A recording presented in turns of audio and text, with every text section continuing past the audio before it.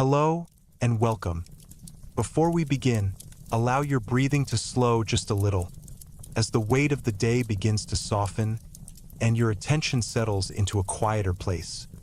You don't need to listen closely. You don't need to remember names or dates.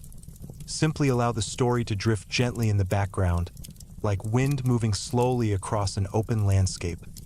Tonight, we begin a calm journey, not into an empire of conquest and noise, but into a land of patience, balance, and quiet endurance. This is the story of ancient Persia before it was an empire, before it was written into history, when the land itself was the main presence. Long before stone palaces and royal roads, the Iranian plateau rested beneath a wide sky, a vast land of gentle extremes. High plains, distant mountains, open valleys, where seasons moved slowly and life adapted without urgency. Here, silence was not emptiness, it was space. The land stretched wide and open, allowing time to pass without interruption. Winds crossed the plateau steadily, not rushing, not lingering, but moving as they always had. Days warmed the earth, nights cooled it again. The rhythm was simple and dependable. This was a place where human life learned patience. Early communities settled not to dominate the land, but to exist alongside it. They built with what was available: stone, clay, wood, structures that blended quietly into their surroundings. Villages did not grow quickly. They expanded slowly, one generation at a time. Fields were shaped carefully, not forced. Water was guided gently through channels, respected for its value. Every action required awareness of time. Rushing was not rewarded here. The plateau taught restraint as you listen. Imagine this land at rest, wide horizons, muted colors, soft light stretching across open ground.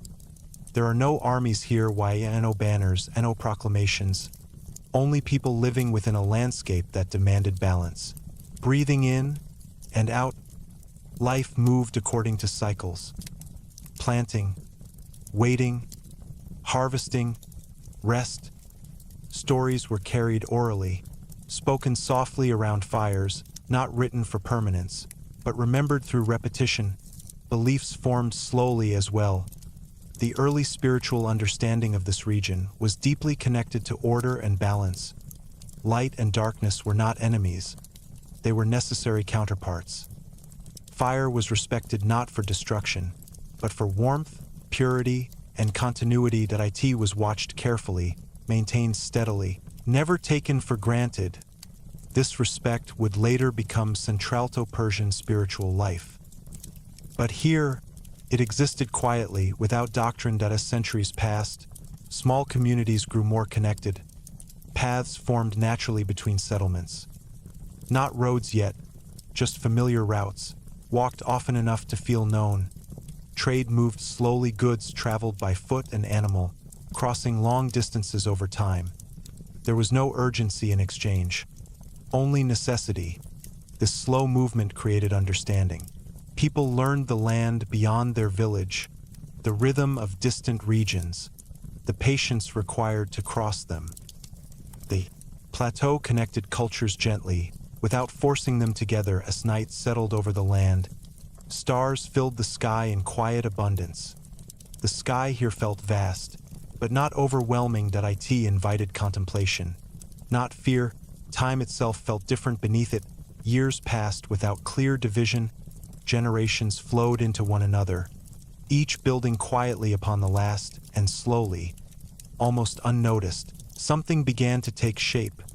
Not an empire, not yet, but a shared sense of order. A growing understanding that life could be organized without chaos, that leadership could exist without constant force. This understanding rested quietly in the background, waiting. As part one fades gently, the land remains calm. Nothing dramatic has happened. Nothing needs to.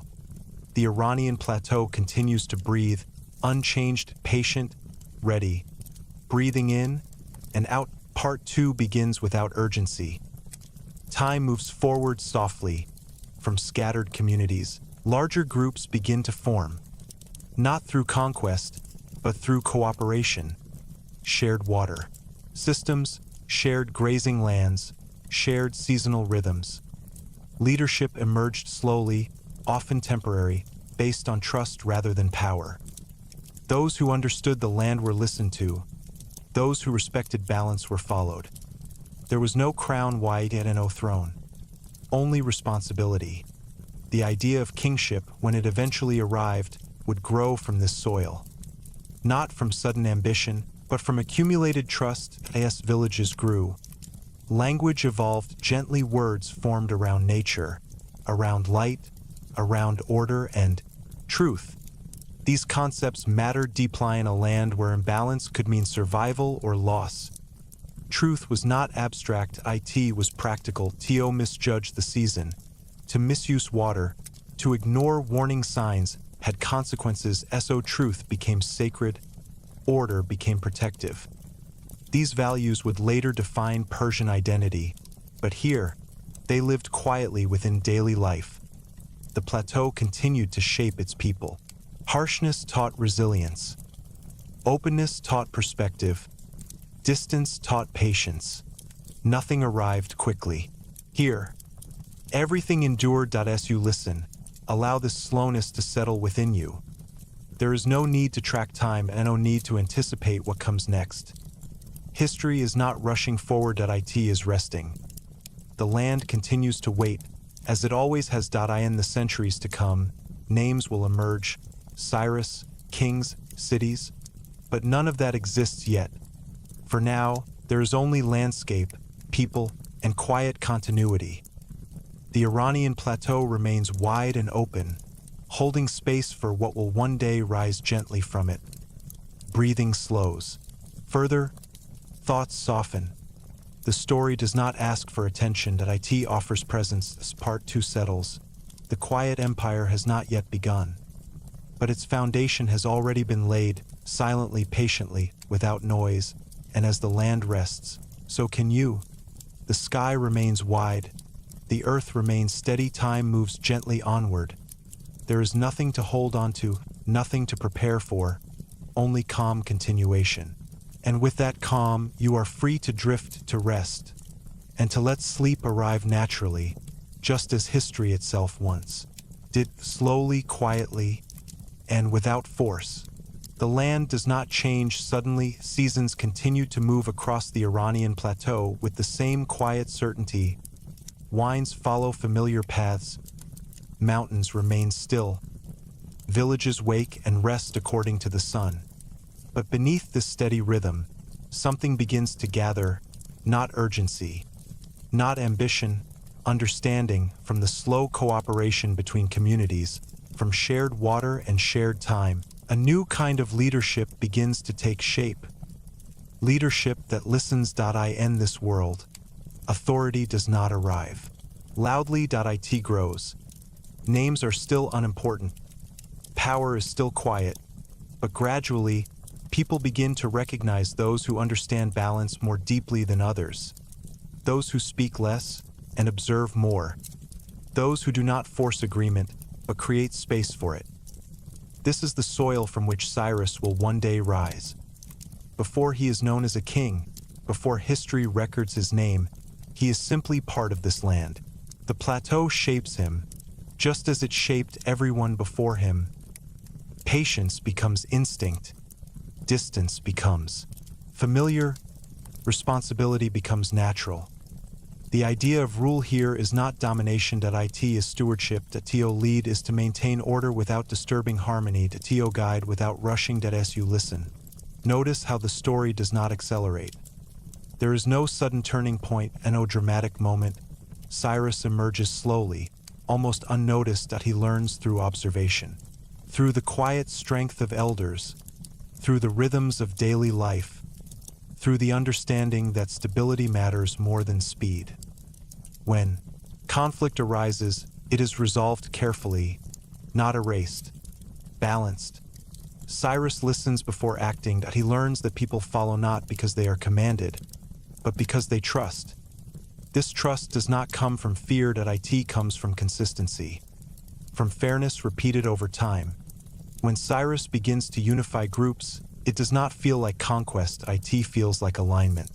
Communities recognize something familiar in him, not power, reliability. Under his guidance, order expands without tension. Borders soften instead of hardening. Different cultures remain themselves, yet coexist. This is new, not because unity is enforced, but because diversity is allowed. The Persian approach to leadership does not erase identity, IT protects it. Cyrus understands this instinctively. He does not demand uniformity. He allows difference to exist within a shared structure of respect. Night settles again over the plateau. Fires glow softly. People rest without fear. Roads are still simple paths, but they feel safer now. Movement becomes easier. Trust travels alongside goods and stories. This is how an empire begins, not with noise, but with quiet expansion. Breathing in and out, Cyrus does not rush to declare greatness. He allows time to confirm it. When he is eventually recognized as king, it feels almost inevitable. Not sudden, not disruptive. Like a stone placed carefully where it belongs. His rule does not feel heavy, IT feels steady. Under Cyrus, the idea of empire changes. It is no longer about control. It is about connection. People are allowed to worship freely, local traditions remain intact. Laws are applied with fairness. This approach creates calm. Resistance softens, rebellion fades before it forms. The empire grows, but it does not feel crowded. It feels spacious as you rest with the story. Notice how power here does not shout. It does not demand attention. It exists quietly, like the land itself. Cyrus becomes a figure remembered not for fear, but for balance. His legacy does not disturb the rhythm of the world. It joins it.as Part 2. Settles, the quiet empire begins to take shape. Not fully, not loudly, but clearly. The plateau remains wide and patient. The sky remains open. History continues to move forward, slowly, calmly, without force. You do not need to follow every detail. Let the names fade if they wish. What remains is the rhythm, order without pressure, leadership without noise, and as the empire settles into being, you are free to settle as well. Breathing slows, thoughts soften. The story continues quietly in the distance, while rest draws closer. There is nothing else to do, only drift, and allow sleep to arrive the same way this empire did, gently, patiently, and without disturbance. The empire does not rush forward. Even as it grows, it moves with the same patience the land has always known. Under Cyrus and those who follow his path, the Persian world begins to connect itself. Not suddenly, not forcefully, but carefully. Distance remains vast. Mountains still rise quietly, deserts still stretch wide and open, valleys still cradle rivers that move at their own pace. But now, movement becomes easier. Paths that once formed naturally begin to feel intentional, not carved aggressively into the land, but guided through it. This is how the royal road begins. Not as a single road, but as an idea. Understanding that connection can exist without disturbance. The road does not erase the landscape. It follows it. Stone is placed where needed. Rest points appear slowly. Travel is no longer uncertain, but it is never hurried. Messengers walk steadily, not racing, not straining. Their journeys are measured in days, sometimes weeks. Time is respected. As you listen, imagine the quiet rhythm of footsteps moving across long distances. No urgency, no noise, only purpose. The royal road does not exist to impress. It exists to endure. Villages near the Roado not become loud centers of activity. They remain calm. Travelers arrive, rest, and continue. Information flows gently. News does not shock. It informs. Orders do not threaten. they guide. This slow circulation creates stability. People know what to expect. The empire feels present without feeling intrusive. The royal road becomes the quiet spine of the empire, connecting cultures without blending them. Languages differ along its length. Clothing changes, customs remain distinct, and yet everyone understands they are part of something shared. This shared space feels safe at night. Travelers rest beneath the same sky that has watched over the plateau for centuries. Stars feel familiar everywhere. Time feels consistent. This consistency is powerful. The road does not demand loyalty, it encourages trust. As the empire settles into this connected calm, administration becomes smoother. Decisions take time, but they are reliable. Justice moves slowly, but fairly. Nothing arrives suddenly. Nothing needs to. The royal road teaches the empire how to breathe evenly in and out. As part one settles, the road continues quietly in the background, always present, never loud. Part two flows naturally onward. With connection established, the empire learns how to maintain itself, not through constant supervision, but through structure. Satrapies form regions governed locally, with respect for local customs. Authority is distributed, not concentrated. This keeps tension low. People are governed by those who understand their land. The central power remains distant, calm, almost invisible. This invisibility is intentional power that must constantly be seen as power that fears loss. Persian power does not fear, it trusts its foundations. The royal road supports this trust.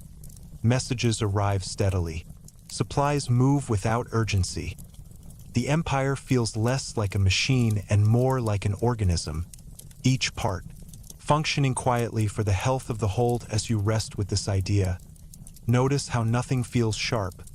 There is no drama here, only maintenance, only continuation.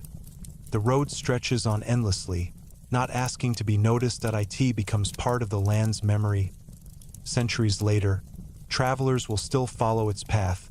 Sometimes unaware, they walk upon something ancient. This is the mark of true endurance. As night deepens again, the empire does not sleep, but it rests. Breathing slows, thoughts soften. The royal road continues quietly even as awareness drifts. There is no need to follow it further. It will remain. And you, supported by this calm rhythm of connection, are free to let go, to drift, and to rest.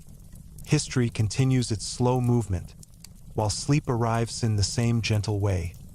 Steady, unforced, and peaceful.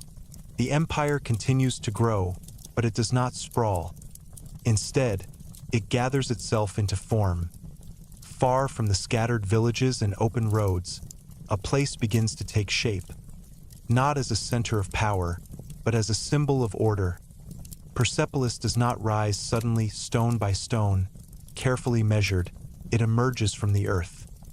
The location is chosen with patience, high enough to feel open, yet grounded enough to feel stable. The land here is quiet. Winds pass gently. Light moves slowly across stone. This is not a city, meant for constant living. It is not crowded. It is not loud.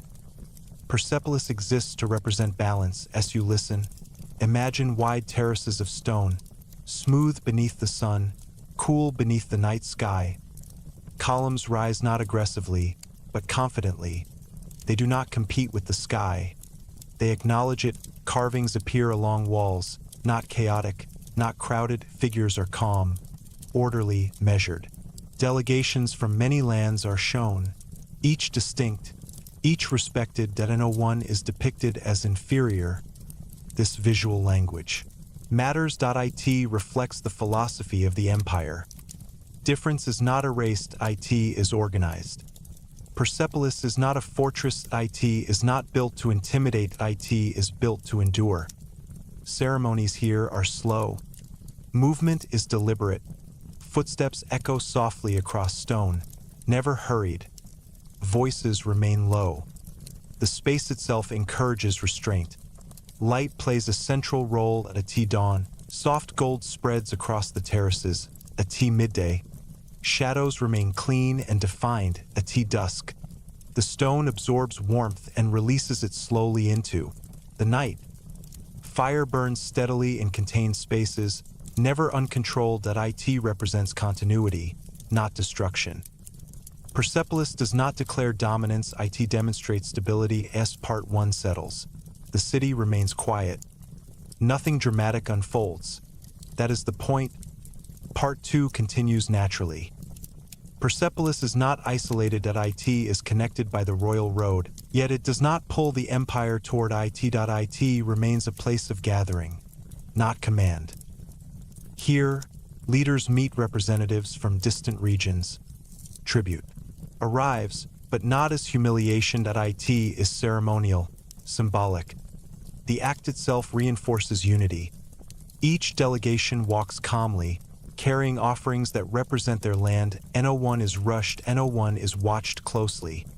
Trust flows through ritual. Administration here is calm and methodical. Records are kept carefully. Decisions take time. Justice is deliberate. Nothing is left to impulse. This slowness is intentional. In a vast empire, speed creates instability. Persia understands this. Persepolis becomes a place where time feels suspended, not frozen. Balanced. As seasons pass, the city changes subtly. Stone weathers, light shifts, but the order remains. Even when rulers change, the philosophy holds. Power passes quietly, without collapse. This is rare, and it is fragile. Yet for now, the quiet empire remains steadied. As you rest with this image, notice how the story does not pull you forward. It allows you to remain. Breathing slows. In and out. The terraces stretch wide.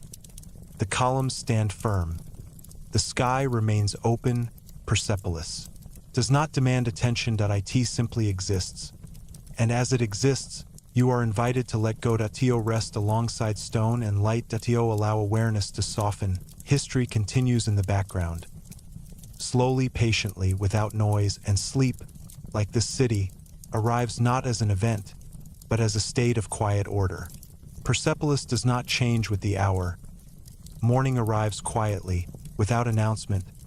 Light touches stone slowly, revealing texture rather than contrast.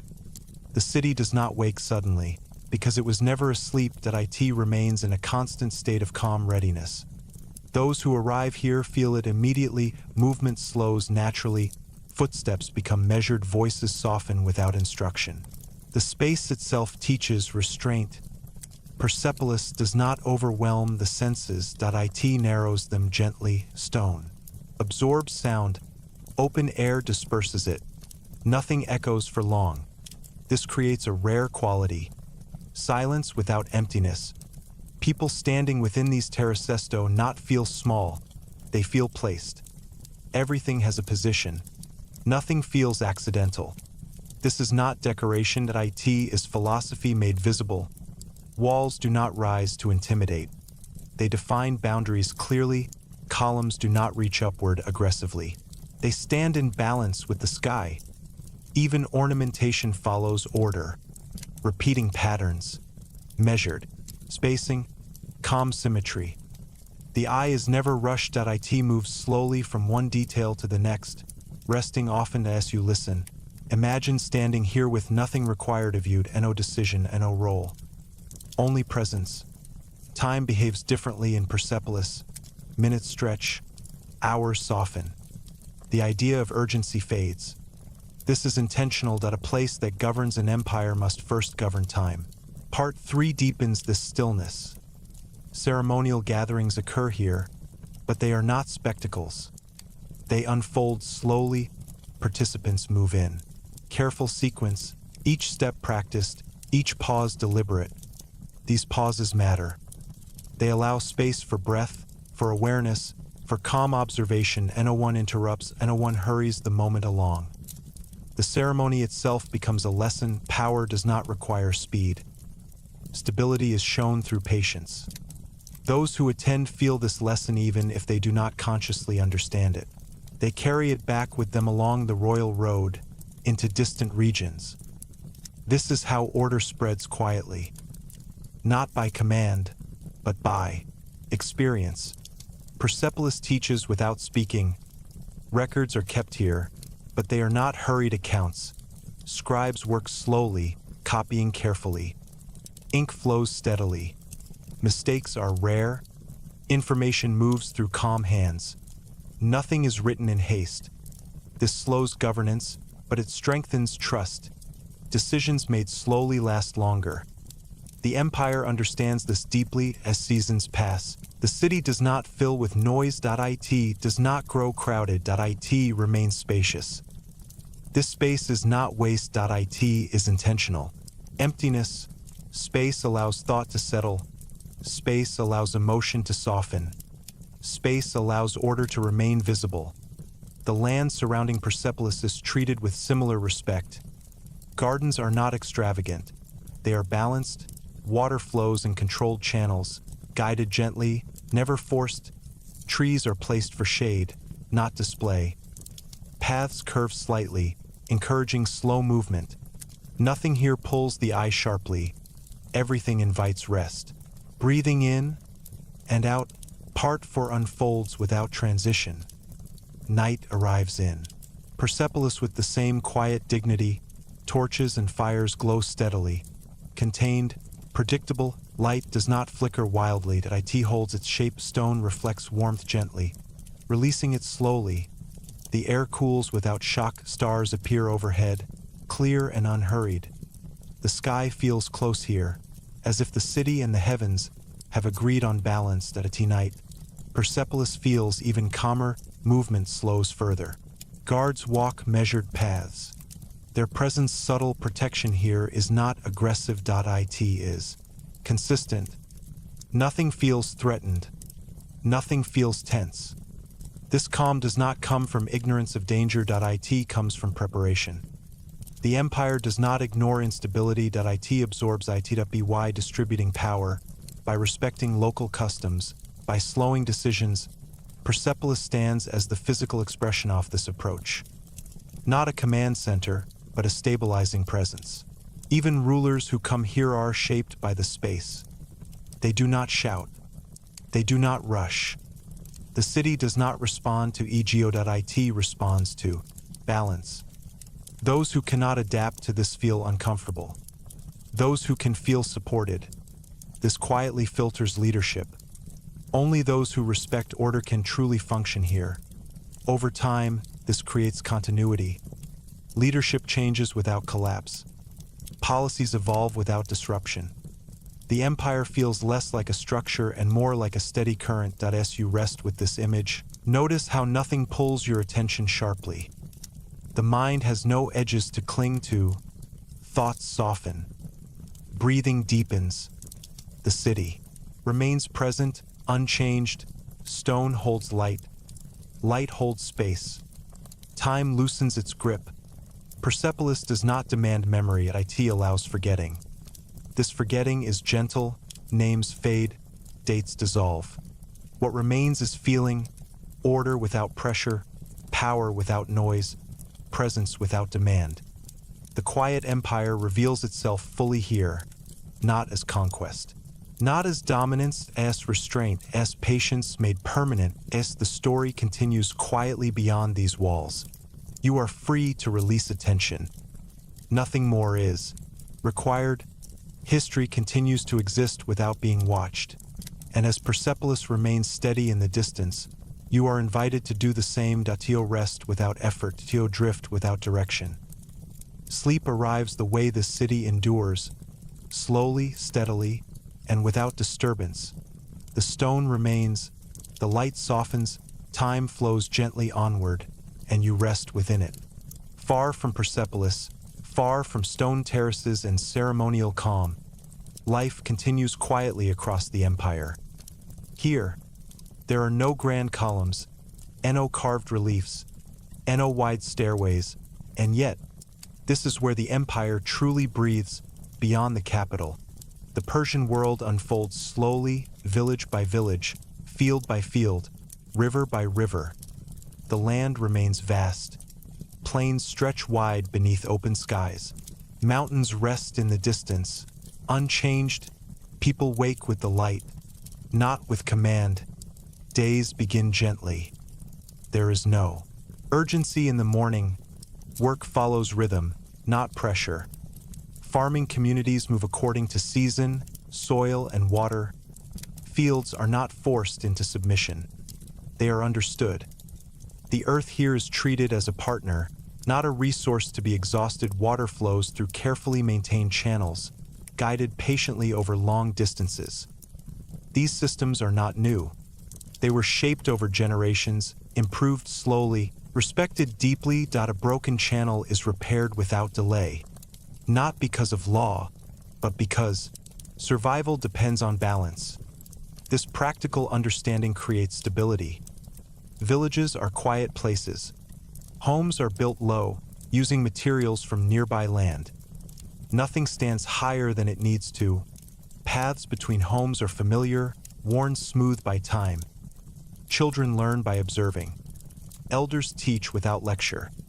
Knowledge passes gently, through repetition, through example. Stories are told in the evening, not for instruction, but for continuity. These stories are not dramatic. They are steady.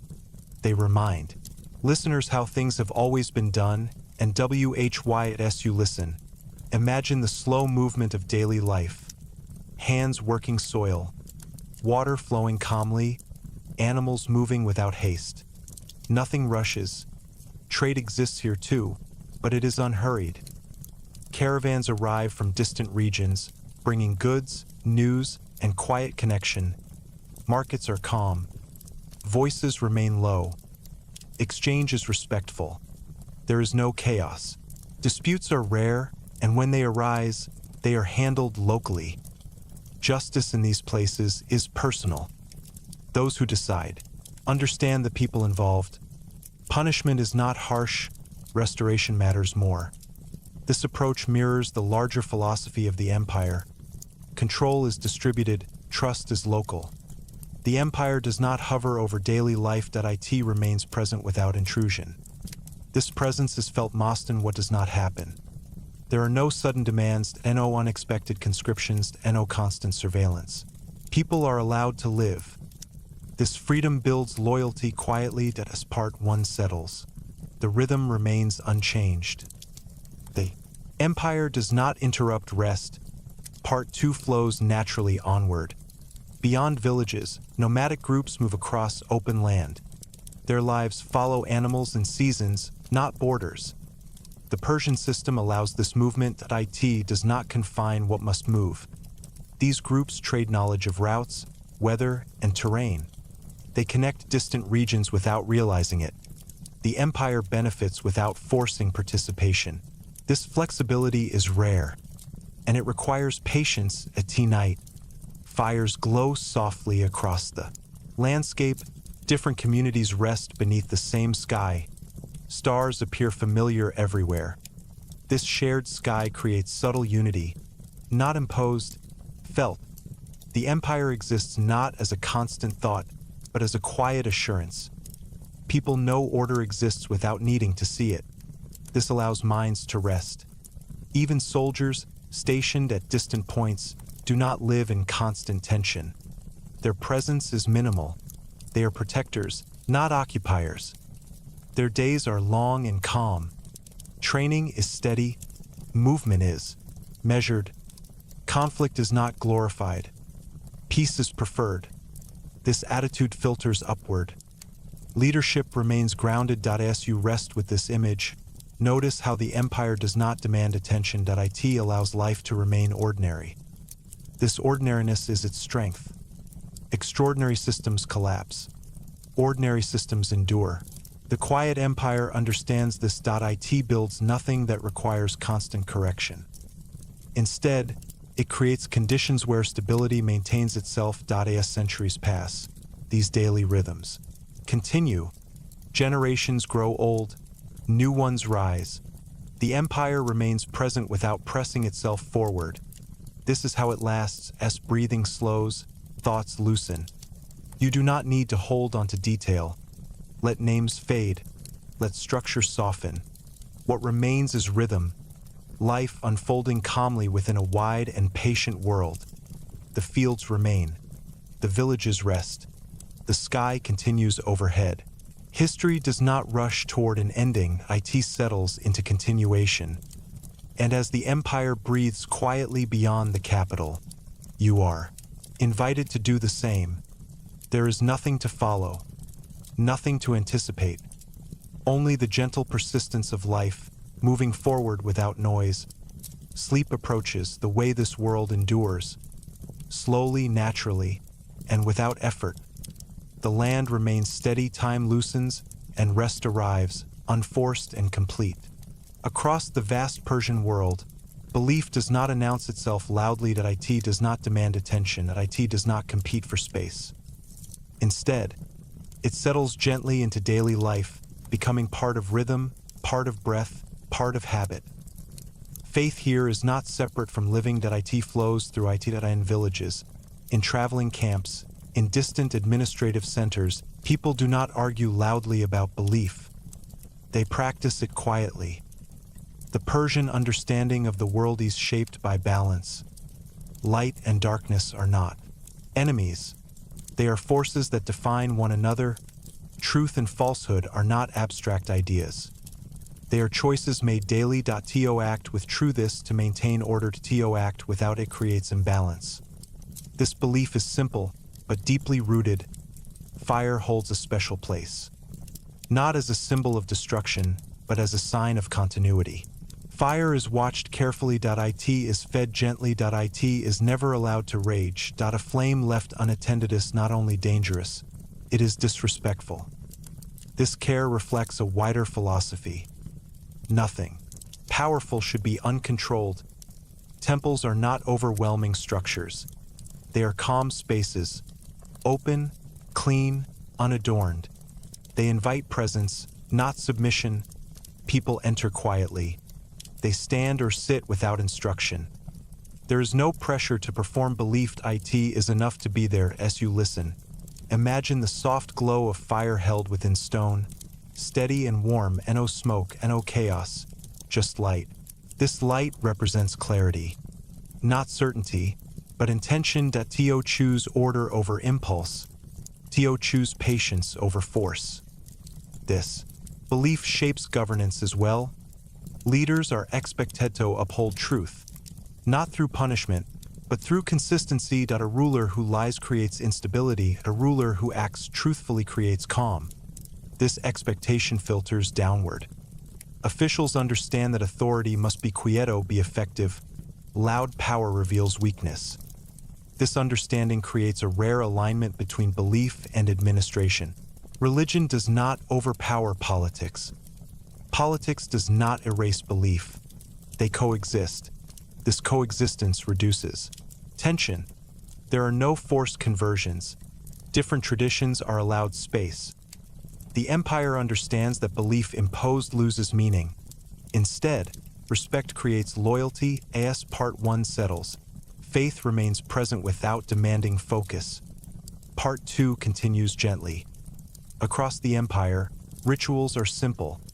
They follow cycles, daily moments of reflection, seasonal observances, quiet acknowledgments of change. Nothing is dramatic. Nothing is theatrical. This simplicity allows belief to remain stable across generations. Children learn by observing. They see adults act with care, speak with restraint, treat fire and land with respect. Belief is learned through behavior, not instruction. This makes it durable. As empires rise and fall elsewhere, belief here remains steady. It adapts without losing form. Even when conflict appears at the edges of the empire, belief tempers reaction. Violence is not celebrated. Defense is measured. Victory is not exaggerated. This moderation preserves balance. As you rest with this idea, notice how the story continues without urgency. There is no climax. There does not need to be. faith here is not about revelation, IT is about maintenance, keeping the world from slipping into chaos, keeping actions aligned with order. This constant, quiet effort creates calm. Breathing slows, thoughts soften. The fire continues to glow steadily, unmoved by distraction. The empire continues to function, supported by belief that does not demand attention that as centuries pass. This quiet faith becomes one of Persia's greatest strengths. That IT anchors identity without rigidity. That IT allows change without collapse. As you drift further into rest, let the image of steady light remain.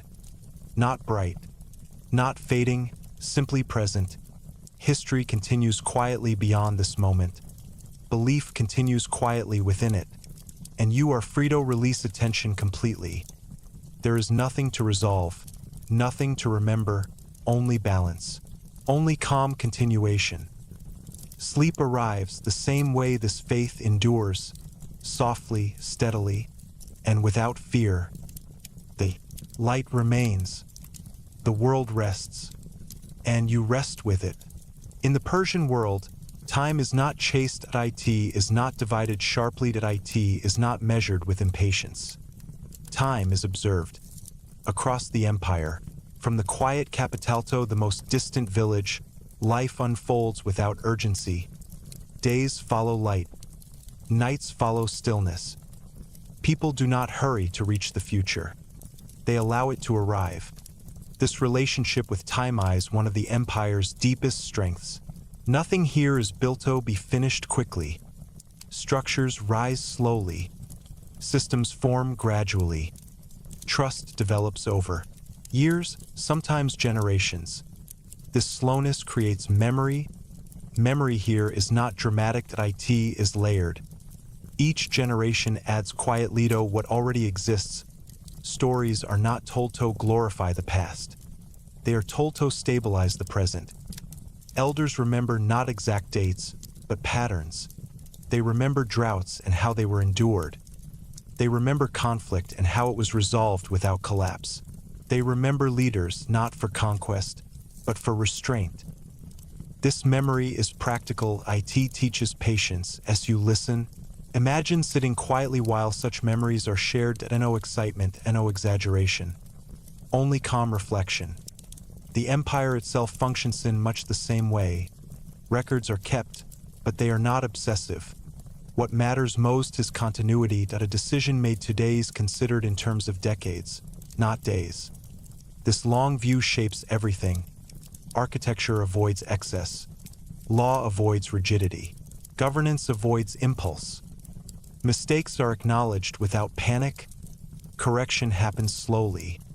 This prevents shock. Across the empire, people trust that tomorrow will resemble Todian structure, if not in detail. This predictability creates rest. Even uncertainty feels manageable within such a framework. Part 1 settles into this understanding. Time here is not an enemy. IT is a companion. Part 2 deepens the theme. As years pass, the quiet empire experiences change. New rulers emerge. Borders adjust. External pressures appear. But these changes do not fracture the core. Because the empire does not define itself by a single moment. IT defines itself by endurance. When difficulties arise, reaction is measured, councils gather slowly, discussion is calm, silence is allowed. This silence is not avoidance. IT is processing. Decisions made in silence tend to last. The Persian approach understands this. Across generations, this creates a culture that values reflection over reaction. People learn to wait. To pause before acting. To allow emotion to pass before making choice. This approach seeps into daily life. Arguments soften before becoming conflict. Disagreements find space before becoming division. This does not eliminate tension. IT contains it. At a night, as lamps glow softly across the empire, time feels even slower. Stars return to familiar positions. Seasons repeat. This repetition is comforting. IT reassures. Nothing feels out of control as you rest with this image. Notice how your own sense of time begins to loosen. Minutes feel less sharp, thoughts stretch and soften. The story does not push forward. It stays with you. This is intentional. The quiet empire does not demand attention. It offers rhythm. Over centuries, this relationship with time becomes a legacy. Even after the empire's political form fades, its approach to endurance remains. Other powers rise quickly. They shine brightly. They fall abruptly. Persia's influence lingers in systems and philosophy and memory. Because it was never built in urgency. As the empire ages, it does not resist change aggressively. It absorbs it. New ideas are considered slowly. Foreign customs are observed carefully. Adoption happens gradually or not at all.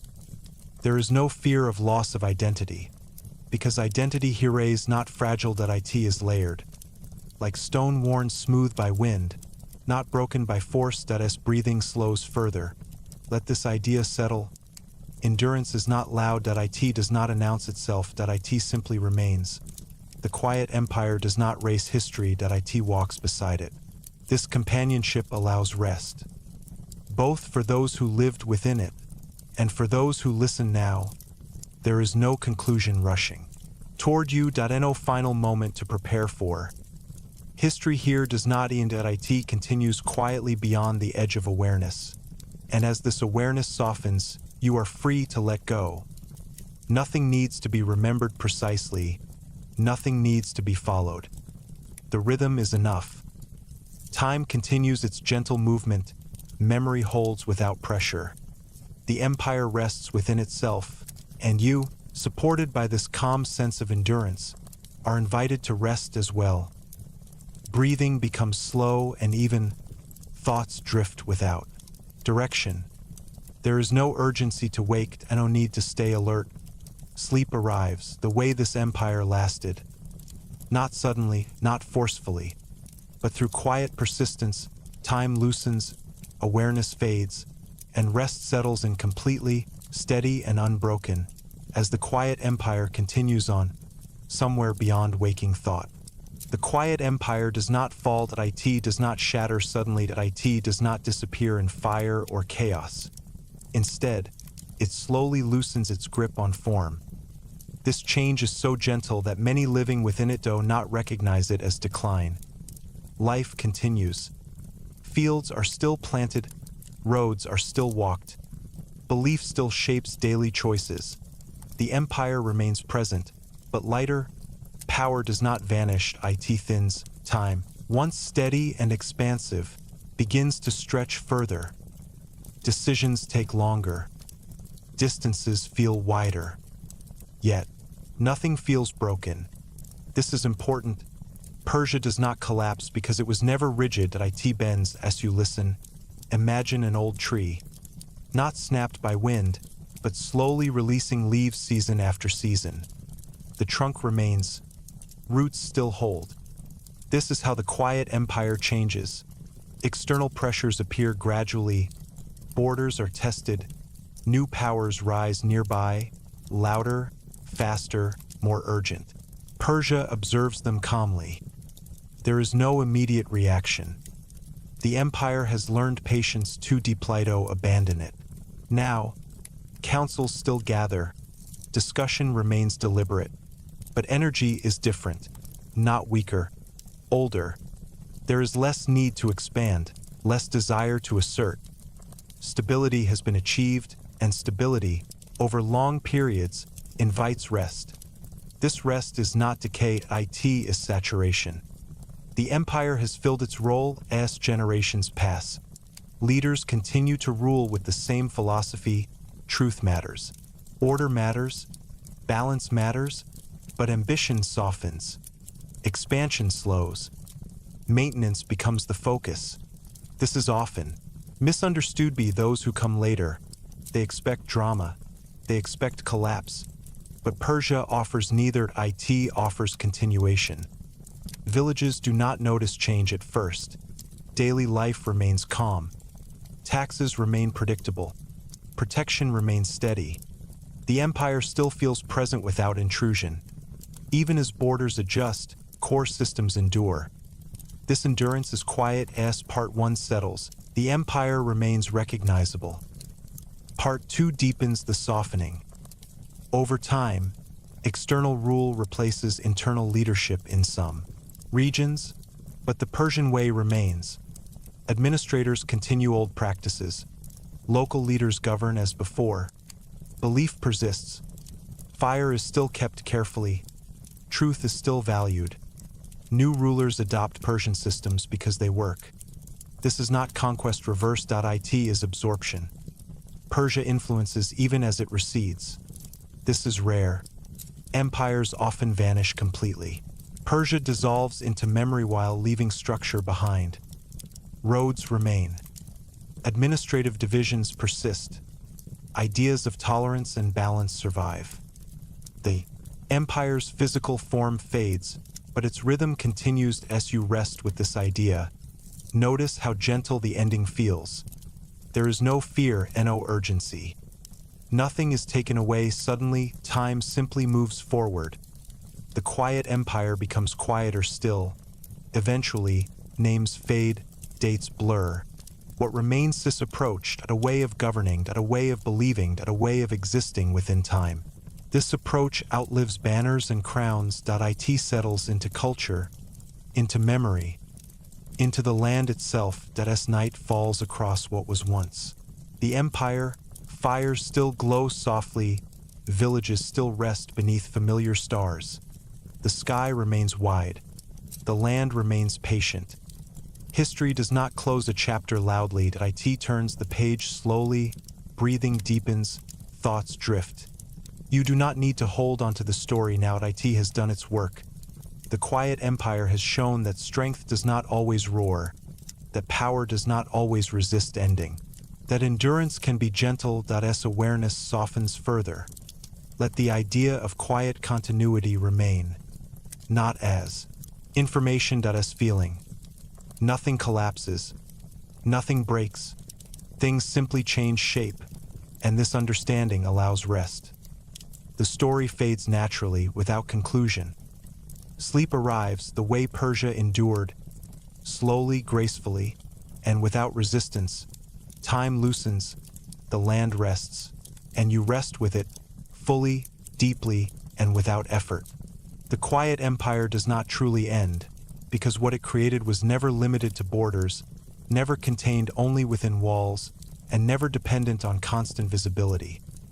When the political shape of Persia begins to fade, when names change and rulers pass into memory, the deeper structure remains quietly in place, settling into the land, into habit, into thought. This is how Persia continues, not as a state, but as a way of understanding the world. Across regions once governed from distant capitals, people continue to organize life around balance rather than urgency, around patience rather than reaction, around continuity rather than spectacle. The roads still guide movement, even when their original builders are forgotten. Administrative practices remain, copied and adapted by those who replace Persian rule, not because of loyalty, but because they work calmly and reliably over long periods of time. This is influence without force. As you listen, imagine layers of history settling gently upon one another, not crushing what came before, but resting lightly, allowing older patterns to remain visible beneath newer ones. Persia becomes one of these layers, present but not dominant, felt but not announced. In daily life, people still value steadiness. They still prefer systems that do not require constant correction, leaders who do not demand constant attention, rules that feel predictable rather than threatening. These preferences do not vanish with political change. They persist quietly, passed from generation to generation, often without anyone naming their origin. Time continues to move slowly in these places, not because progress has stopped, but because progress is not treated as a race. There is no urgency to replace everything at once. Change is allowed to arrive gradually, tested carefully, integrated only when it proves stable. This approach feels natural, even when its source is forgotten. Part 1 settles into this long echo. Persia no longer needs to exist as an imperito shape. The rhythm of life.it has already done its work. Part 2 continues gently, moving even further away from names and events and deeper into atmosphere and feeling. Centuries pass. Languages evolve. Cities rise and fall. Yet in many places once touched by Persian order, there remains a subtle resistance to chaos, a preference for balance, a hesitation before extreme action, a tendency to pause, to consider consequences beyond the immediate moment. These tendencies feel almost instinctive. They guide decision-making quietly. In governance, leaders who rule best are those who appear least dramatic, those who maintain stability rather than seek admiration, those who understand that silence can be a form of strength. This philosophy does not belong exclusively to Persia anymore. It has dispersed, like seeds carried gently by wind, settling where conditions allow them to grow. Even outside former Persian lands, this approach influences thinkers, administrators, and cultures that encounter its legacy. Ideas of tolerance, of allowing diversity within shared structure, of respecting local identity while maintaining wider order, continue to resurface.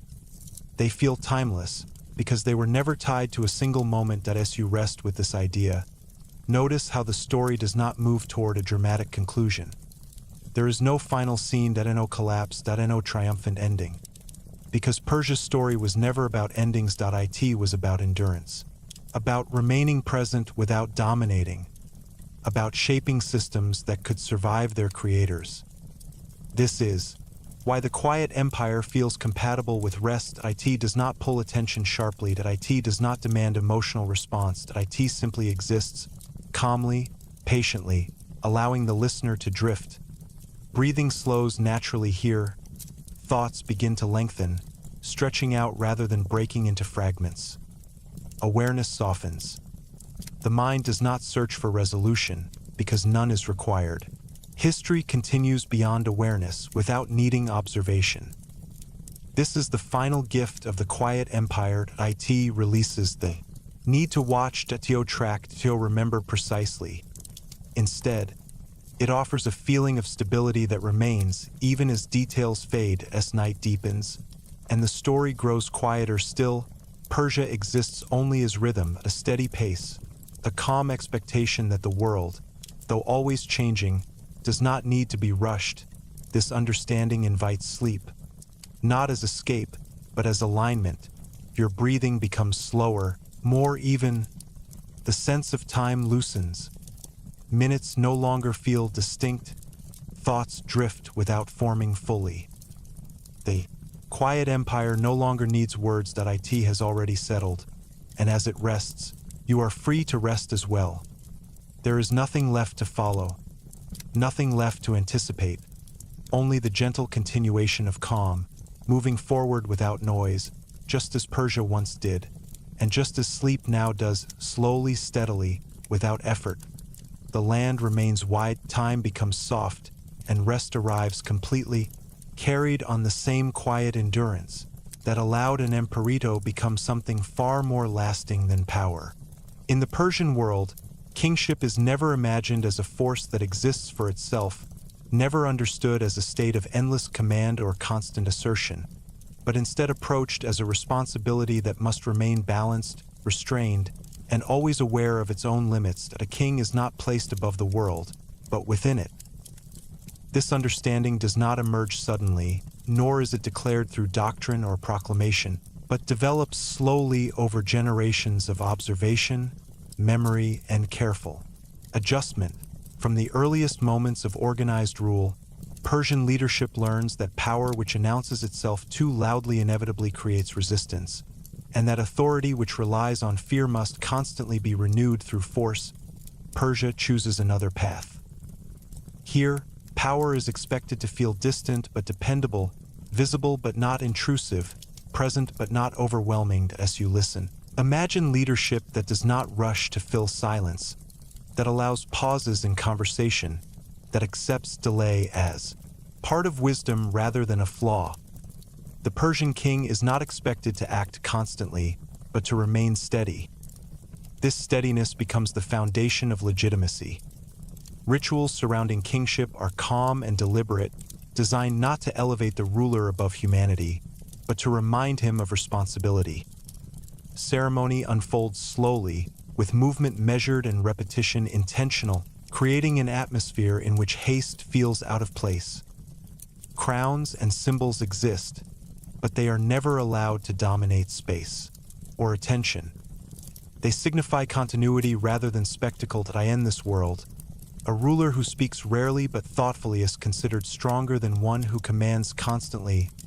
Words are treated as tools, not weapons. Promises are made cautiously, because breaking them would disturb order more deeply than silence ever could. This expectation shapes behavior at every level of governance. Officials mirror the restraint of the king.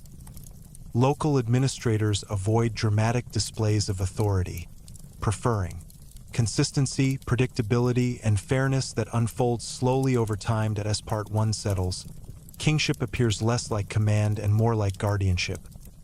Part 2 deepens this understanding. The Persian ruler is expected to listen. Not performatively, not symbolically, but genuinely. Reports from distant regions are read carefully, not skimmed for convenience. Complaints are not dismissed quickly, because even minor imbalance can grow quietly if ignored. This attentiveness slows governance, but it also strengthens it. Decisions take time, but when they arrive, they are rarely reversed. This consistency creates trust. People do not fear sudden change. They do not expect surprise decrees or unpredictable punishment. Instead, they understand that the system will move, but it will move slowly and with awareness of consequence. This predictability allows daily life to remain calm. Even during times of tension, the population does not panic.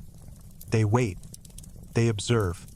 They trust that leadership will not act impulsively. This trust is the true power of Persian kingship.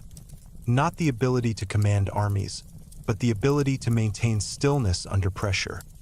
When war becomes unavoidable, it is framed not as glory, but as necessity. Victory is not celebrated excessively. Defeat is not dramatized. The king remains measured in both success and loss, understanding that emotion expressed too strongly creates imbalance. This emotional discipline becomes part of the cultural memory. Leadership is not associated with excitement, but with reliability. As you rest with this idea, notice how this vision of power does not stimulate alertness, does not demand reaction, but instead encourages the mind to slow, to accept stability as something safe and sufficient. Over generations, this approach shapes succession. New rulers are not expected to reinvent the system, but to preserve its balance. Innovation is allowed, but only when it does not disrupt continuity. This discourages reckless ambition. Those who seek power for spectacle find little satisfaction here. Those who value patience find support. Eventually, even as the empire changes shape, this idea of kingship remains influential. Later rulers, even outside Persia, study this restraint. They borrow its methods, sometimes without understanding their origin. The quiet empire teaches that power which knows its limits lasts longer than power that constantly seeks expansion. As the story continues softly, kings become less important than the system itself. This is intentional. When leadership functions properly, it fades into the background of daily life. People do not think constantly about the ruler.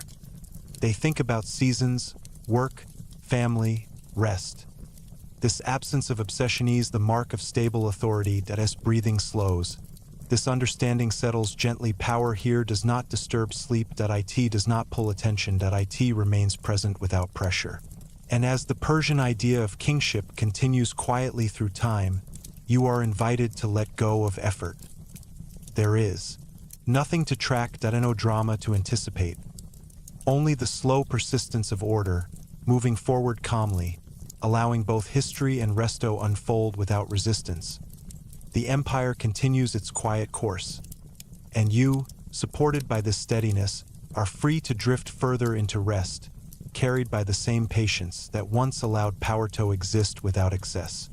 In the Persian world, law is never designed to intimidate, never shaped to overwhelm those who must live under it, and never used as a constant reminder of power, but instead developed slowly as a framework meant to reduce fear, minimize conflict, and allow daily life to proceed with as little disruption as possible.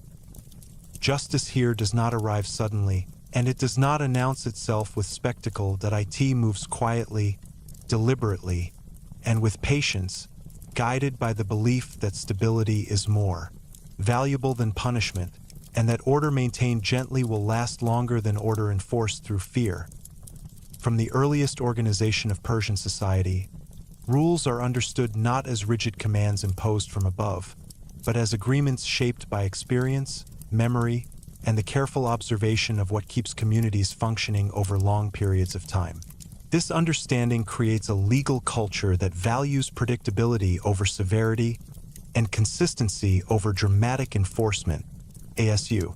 Listen, imagine a world in which law does not interrupt daily rhythm, but blends into it so completely that people rarely think about it unless imbalance appears. In villages, disputes are addressed locally, often by elders who know the people involved, understand their histories, and recognize that preserving relationships is as important as resolving the immediate issue.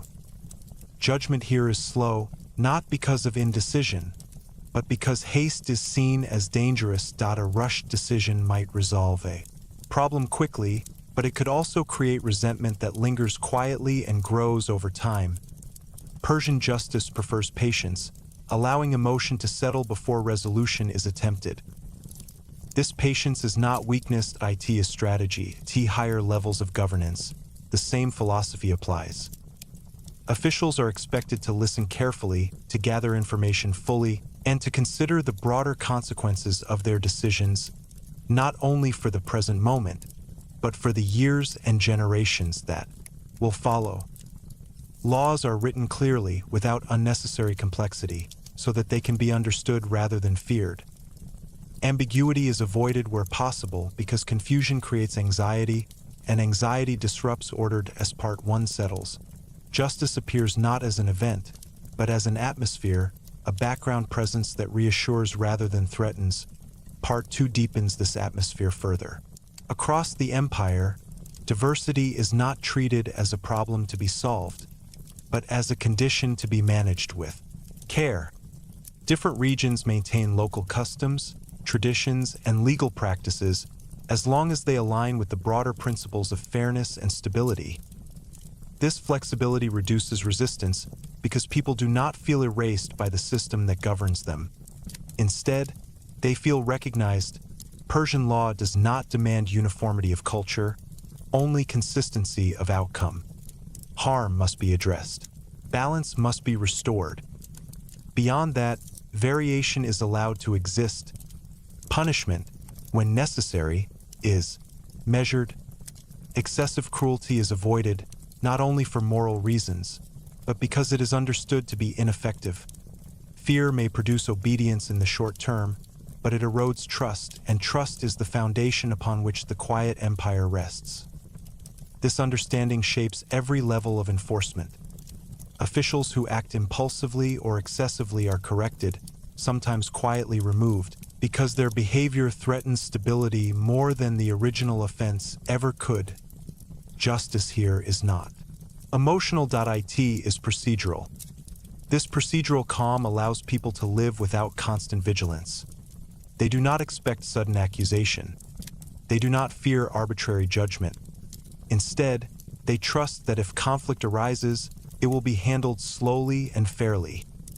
This trust reduces tension across society. As you rest with this idea, notice how such a system naturally encourages calm, because it removes the need to remain constantly alert, constantly defensive, constantly prepared for disruption.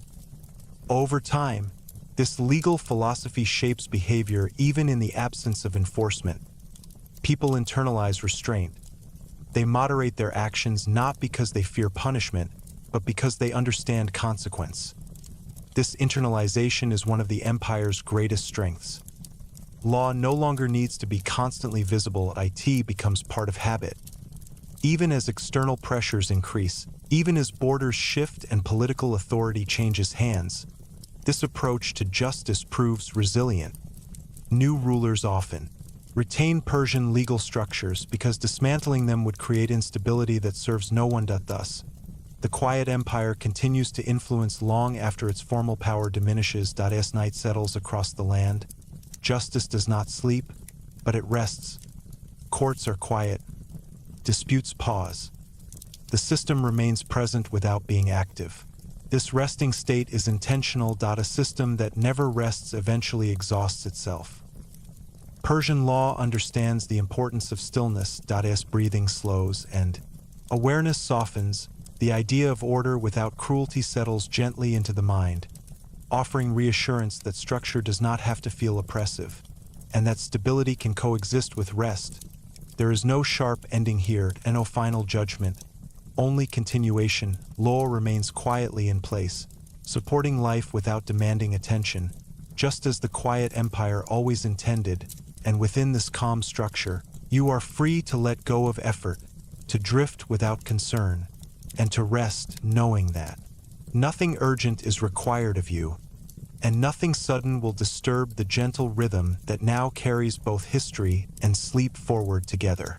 In the Persian world, communication is never treated as something that must constantly fill space, never understood as an activity that gains strength through repetition or volume, but instead approached as a tool that becomes more effective the less it is used, the more carefully it is shaped, and the more deliberately it is restrained. Silence here is not absence. It is presence without intrusion. From the earliest organization of Persian administration, leaders learn that information travels best when it is not rushed, that messages carry more weight when they are not repeated unnecessarily, and that authority becomes stable when it does not constantly explain itself. This understanding grows slowly, not through theory, but through experience. Words spoken too quickly are misunderstood. Orders given too frequently lose meaning. Voices raised too often create resistance. Persia learns to speak less as you listen. Imagine long pauses between decisions, not because of uncertainty, but because space itself is considered part of communication, allowing meaning to settle before action follows. In councils, silence is not uncomfortable. It is expected. Participants do not rush to speak. They wait. This waiting is not passive. It is attentive. Listening here is considered an active skill, one that requires discipline and patience, and one that carries greater authority than speaking impulsively. Reports from distant regions are read slowly, sometimes multiple times, with attention given, not only to what is written, but to what is not. Gaps matter. Tone matters. The absence of complaint is often more reassuring than loud praise. This sensitivity to silence allows the empire to sense imbalance before it becomes visible. When communication is restrained, change becomes noticeable more quickly. This philosophy shapes how orders are delivered. Directives are clear, concise, and infrequent. They are not wrapped in dramatic language. They are not emphasized with threat. Their power lies in predictability. When an order arrives, it is understood that it has been considered carefully and that it will not be reversed without reason. This reliability reduces anxiety. People do not live in anticipation of constant instruction. They continue their work, trusting that silence means stability. As part one settles, the empire feels quieter, not because nothing is happening, but because everything is happening within understood rhythm. Part 2 moves deeper into this quiet structure. Across the Persian world, communication adapts to distance. Messages travel slowly, carried by steady movement along familiar roads, allowing time itself to become part of interpretation. Urgency is rare. When it appears, it is unmistakable. This contrast is intentional. A system that is always loud cannot signal danger effectively. The system that is usually quiet can. Thus, when Persia speaks quickly, it is taken seriously. Most of the time, it does not need to. Local governance reflects the same. Restraint. Village leaders do not issue constant instructions. They intervene only when balance is disturbed. This absence of constant control allows communities to regulate themselves, guided by shared expectation rather than imposed rule.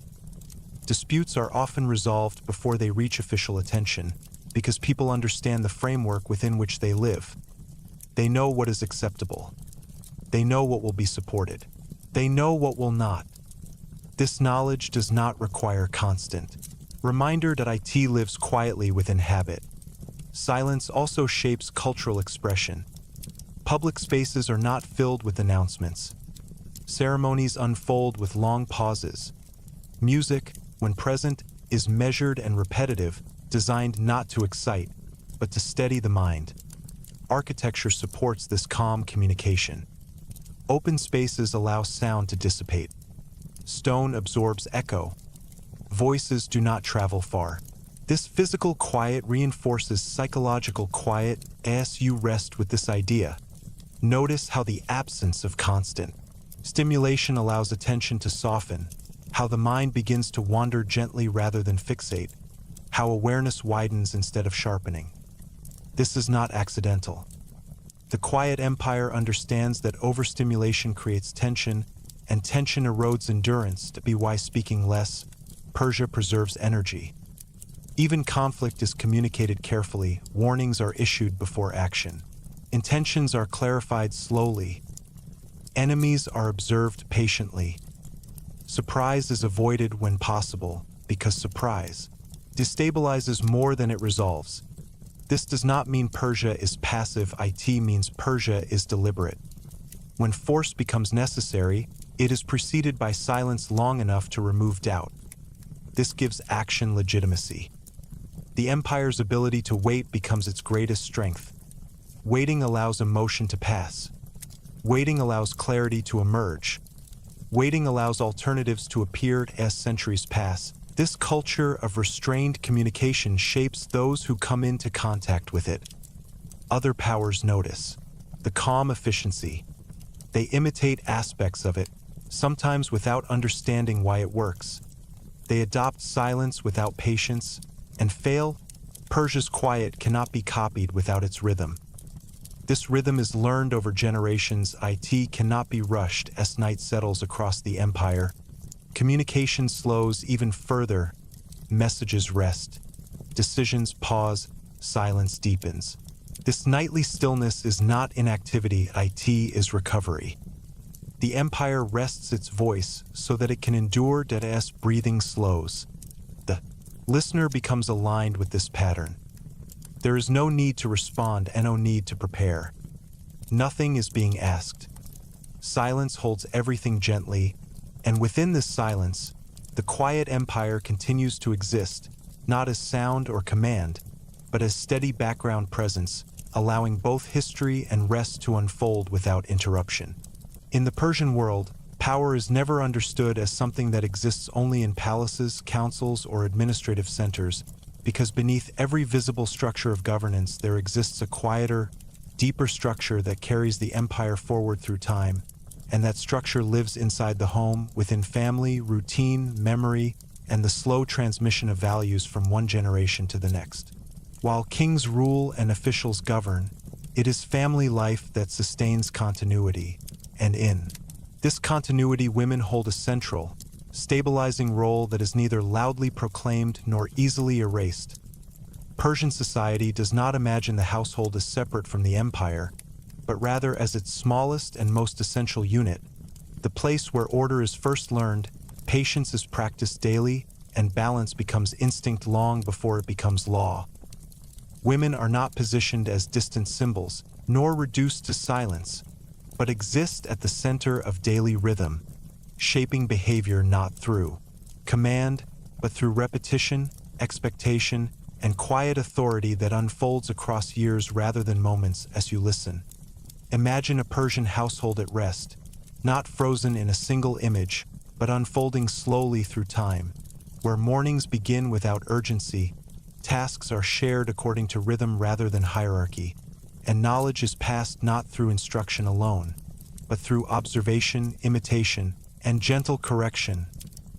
Children learn how to speak by listening first, how to move by watching carefully, and how to behave by absorbing the atmosphere created around them, an atmosphere largely shaped by women whose labor is constant, steady, and rarely acknowledged as power, yet without which the empire could not function. Mothers and elder women maintain stories that are not written, histories that do not appear in official records, but memories of famine, migration, conflict, and recovery that inform daily decisions and teach restraint without needing explanation.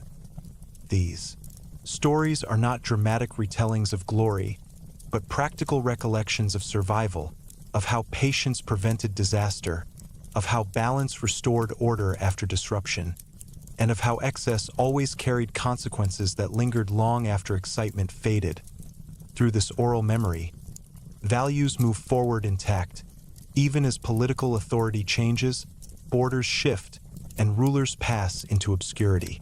Part 1 settles into this domestic rhythm, revealing that the quiet empire does not rely solely on institutions, but on habits that reproduce themselves naturally inside the family structure. Part 2 deepens this understanding further. Marriage in Persian society is not treated primarily as spectacle or romance, but as continuity, a joining that stabilizes households, aligns families, and ensures that knowledge, property, and responsibility move forward without rupture.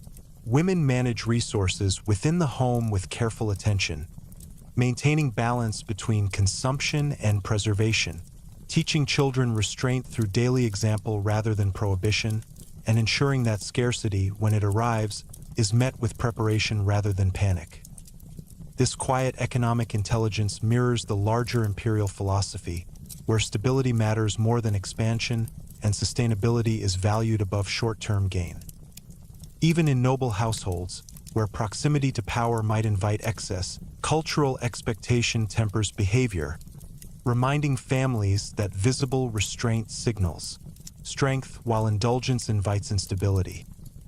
Women in these households often serve as anchors of moderation, preserving dignity through measured conduct and ensuring that status does not erode discipline. Education begins early, not in formal institutions alone, but within the home, where children learn to respect silence, to wait before speaking, and to understand that attention is not demanded but earned through calm presence. These lessons prepare individuals to function comfortably within a society that values order without constant supervision, making governance easier because self-regulation already exists at the most basic level. That as generations pass, women become living archives of continuity, carrying forward rituals, seasonal observances, and patterns of care that remain recognizable even when external authority weakens. This continuity explains why Persian culture proves remarkably resilient, absorbing external influence without losing internal coherence, because its foundation is not fragile ideology, but lived experience repeated daily. As you rest with this image, notice how the empire seems less like a structure imposed from above, and more like a pattern sustained quietly from within, where the home becomes the true center of endurance. Night settles gently over Persian households. Lamps glow softly, conversations slow, and stories drift into memory rather than conclusion, reinforcing a sense of belonging that does not depend on political stability to feel secure. Even when the empire's formal power diminishes, these domestic rhythms persist, ensuring that Persian identity survives not as nostalgia, but as habit. This survival through family is not accidental. That it reflects an understanding that what is taught gently and repeatedly outlasts what is enforced loudly and briefly. As breathing slows, the listener can sense how this quiet continuity mirrors the fall-asleep rhythm itself, where repetition soothes, predictability calms, and nothing urgent demands response. The quiet empire lives on inside kitchens, courtyards, shared meals, and unspoken expectations, carried forward by women whose influence does not require recognition to remain effective. And as this realization settles, attention loosens further, allowing rest to deepen, supported by the same gentle persistence that allowed an empire to endure long after its banners faded. Sleep arrives not as interruption, but as continuation, the natural extension of a world built on patience, care, and quiet strength. In the Persian understanding of the world, war is never imagined as a natural state of existence, never celebrated as proof of vitality, and never elevated to a source of identity, but instead regarded as a condition that emerges only when all other forms of balance have failed, and even then must be approached with restraint, deliberation, and an awareness of its long-lasting consequences. Conflict, in this worldview, is not romantic.it is heavy.it is disruptive, and it carries a weight that extends far beyond the moment of action. From the earliest periods of Persian organization, leaders learned that violence, once released, cannot be easily contained, and that the damage it creates often outlives the reasons that first justified it. Because of this understanding, the quiet empire does not rush toward war.it waits.it observes.it measures.su listen. Imagine long stretches of time during which tension exists without eruption, where borders are tested quietly, where messages are exchanged slowly, and where patience is used not as weakness, but as a deliberate strategy meant to exhaust aggression before it turns into open conflict. Persian diplomacy is shaped by the belief that many wars can be avoided simply by allowing time to cool emotion, by refusing to respond immediately to provocation, and by recognizing that pride is often the true enemy of stability. Silence, once again, becomes a tool. When threats are met with calm rather than outrage, their power weakens. When demands are met with delay rather than refusal, space opens for reconsideration. This approach does not guarantee peace, but it reduces unnecessary war. When conflict becomes unavoidable, it is framed not as opportunity, but as responsibility. Leaders do not speak of glory. They speak of necessity. They prepare the population not with excitement, but with realism, acknowledging loss before it occurs, and emphasizing restraint even in the midst of mobilization. This tone matters.it shapes how soldiers understand their role. They are not conquerors seeking honor. They are participants in an unpleasant task that must be completed with discipline and control. As Part 1 settles, war appears not as drama, but as burden. Part 2 deepens this restrained perspective. Persian military organization reflects the same philosophy that governs civilian life. Order is prioritized over aggression, coordination over speed, discipline over individual heroism. Soldiers are trained to act as part of a system, not as isolated figures seeking recognition. This reduces chaos. It also reduces excess. Looting is discouraged. Destruction without purpose is punished. The goal is not to devastate, but to stabilize. When victory is achieved, it is not celebrated loudly. Ceremonies are muted. Attention shifts quickly toward restoration. Roads are repaired, trade resumes. Local governance is reestablished. This rapid return to normalcy reflects an understanding that war should never become the dominant condition of society. It is an interruption, not a new rhythm. Persian commanders are expected to control not only their troops, but themselves. Emotional displays are viewed with suspicion. Anger clouds judgment. Excitement invites excess. Calm preserves order.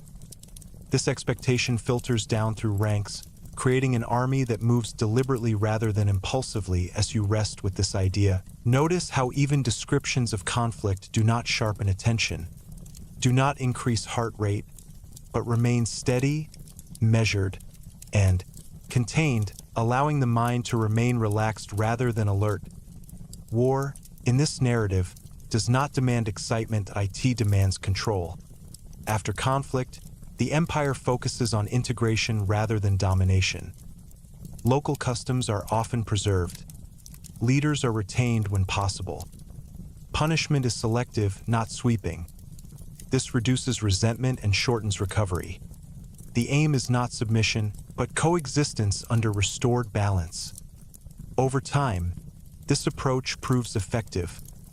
Regions brought into the Empire through conflict often become stable contributors rather than constant sources of rebellion, because they are not humiliated or erased. The quiet empire understands that humiliation is expensive. It creates resistance that must be managed indefinitely. Respect, even after defeat, is far cheaper. As centuries pass, Persian restraint in warfare becomes part of its reputation. Enemies recognize that Persia is patient. They know it will wait. They also know that when Persia acts, it will do so decisively, not impulsively. This combination of patience and certainty creates deterrence without constant violence. Many conflicts never occur simply because escalation is never rewarded. As night settles over the empire during times of tension, households remain calm. Life does not stop entirely. Fields are still tended, children still learn.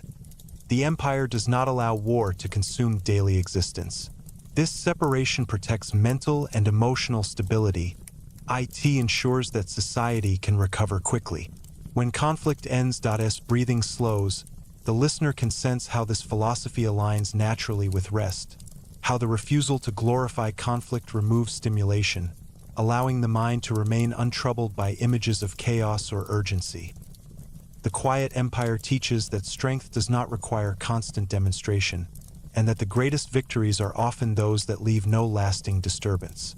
When the empire eventually fades, this approach to conflict remains influential. Later powers study Persian restraint, sometimes adopting its methods, sometimes misunderstanding them, but always recognizing that endurance requires more than force. The memory of Persian warfare is not one of endless battle, but of controlled response, of patience exercised under pressure, and of a deep reluctance to allow violence to define identity. As awareness softens further, war becomes distant, abstract, stripped of drama, reduced to a lesson rather than an image, allowing rest to deepen rather than fracture. The quiet empire does not end with conquest or defeat. It dissolves slowly into memory, leaving behind principles rather than scars. And among those principles is the understanding that conflict, when unavoidable, must be contained carefully, and when avoidable, must be avoided entirely. This understanding lingers. It calms. It reassures. It allows sleep to arrive without disturbance. There is no urgency left in the story. No tension unresolved. Only the slow continuation of a world that preferred balance over noise, patience over impulse, and endurance over spectacle. And as the empire rests within history, you are free to rest as well, carried by the same quiet restraint that once held armies still, delayed violence, and allowed time itself to soften the sharpest edges of power. In the Persian world, education is never treated as a sudden accumulation of knowledge, never imagined as a process that begins and ends within a fixed period of time, and never reduced to formal instruction alone, but instead understood as a slow shaping of perception, behavior, and expectation that unfolds gradually across an entire lifetime, beginning long before a child becomes aware of learning, and continuing quietly until memory itself becomes the teacher. Knowledge here is not delivered. In sharp moments. It is absorbed. It settles. It repeats itself gently until it becomes instinct. From early childhood, learning occurs not through pressure or urgency, but through proximity, observation, and the steady rhythm of daily life, where children grow up surrounded by patterns that teach them how to wait, how to listen, how to recognize balance, and how to understand that not every question demands an immediate answer. As you listen, imagine a child sitting quietly near adults, not instructed to participate, not forced to focus, but allowed simply to be present, absorbing tone, rhythm, and restraint, learning not through words alone, but through atmosphere. This atmosphere is the true classroom of the quiet empire. Formal education exists, but it is never detached from lived experience. Scribes learn to write patiently, copying texts slowly, repeating the same forms until precision replaces effort, until the hand moves calmly without tension, and until the mind no longer rushes ahead of the body. Teachers here do not hurry students forward. They understand that speed creates fragility. Instead, repetition creates stability. Lessons are revisited many times, not because learning is slow, but because memory strengthens through familiarity rather than novelty. This approach produces individuals who do not panic when faced with complexity because they have been trained to remain steady in the presence of uncertainty. AS Part 1 settles. Education appears not as preparation for competition, but as preparation for endurance. Part 2 deepens this understanding by revealing how memory itself becomes a form of education that extends far beyond formal learning. In Persian society, memory is not preserved only through written record, but through ritual, habit, and repeated action that anchors identity without requiring constant explanation. Seasonal practices repeat year after year. Stories are told again and again, not to entertain, but to stabilize understanding. Even when details change, the underlying rhythm remains familiar. This familiarity reduces anxiety. It allows individuals to situate themselves within a continuum rather than a moment. Elders play a crucial role in this process, not as authoritative instructors, but as living references whose presence alone conveys continuity, reminding younger generations that life extends beyond immediate experience, and that patience is learned not by instruction, but by witnessing time lived calmly. Memory here is selective. Not everything is preserved, only what supports balance. Events that encourage excess are allowed to fade. Moments that teach restraint are repeated. This is intentional. The quiet empire understands that memory shapes behavior, and that what a society chooses to remember determines how it responds to future uncertainty. As you rest with this idea, notice how the narrative itself begins to feel repetitive in a soothing way, returning to familiar themes of balance, patience, and continuity, not because new ideas are lacking, but because repetition itself is the lesson. Education in Persia does not aim to produce brilliance that flashes briefly, but steadiness that endures quietly. This steadiness becomes visible during moments of change. When new rulers arrive, educated individuals adapt without panic. When borders shift, memory provides orientation. When uncertainty appears, learned patience prevents collapse. This is why Persian systems remain functional even as political authority weakens. Education has prepared people not for certainty, but for continuity. As night settles across households, learning does not stop. It changes form. Children fall asleep to familiar sounds. Adults reflect quietly on the day. Memory consolidates without effort. There is no sense of urgency to retain everything. What matters remains. What does not fades naturally. This trust in memory allows the mind to rest.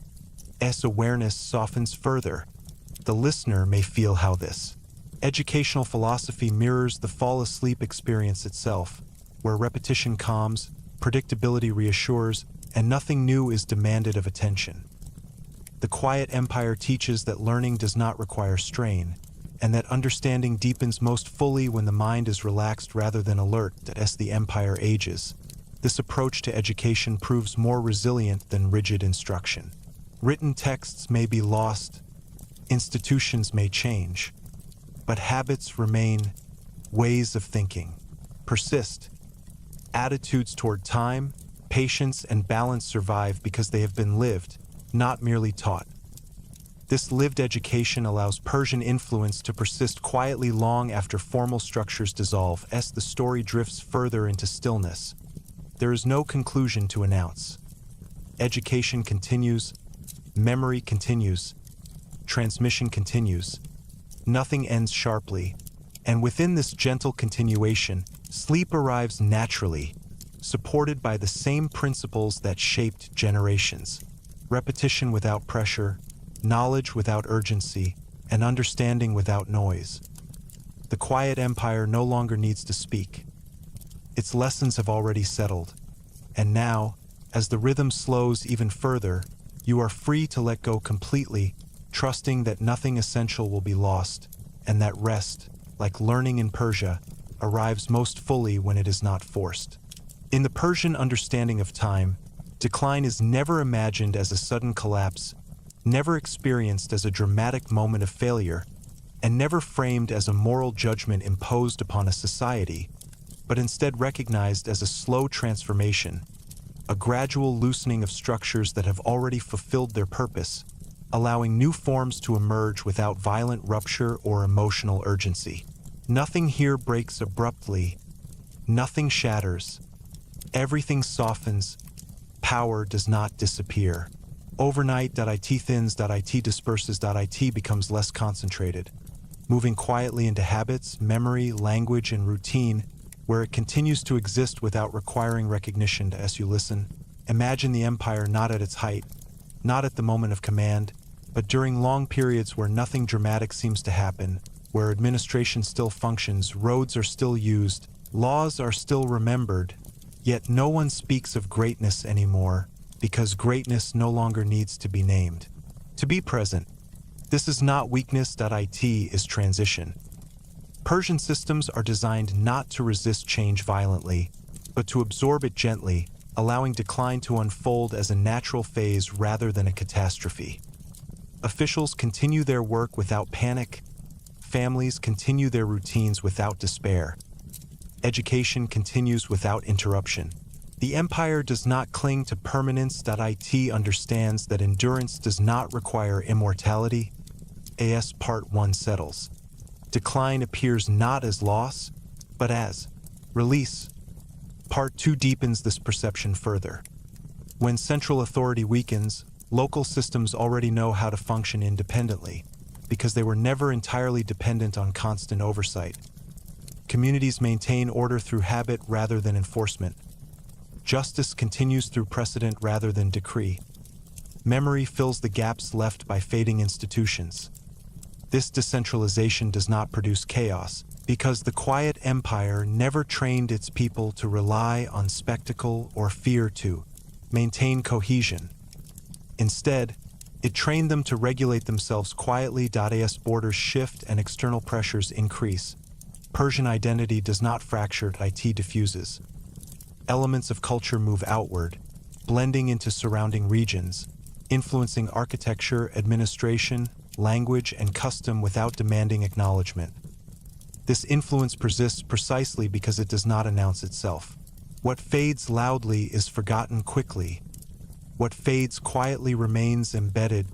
You rest with this idea.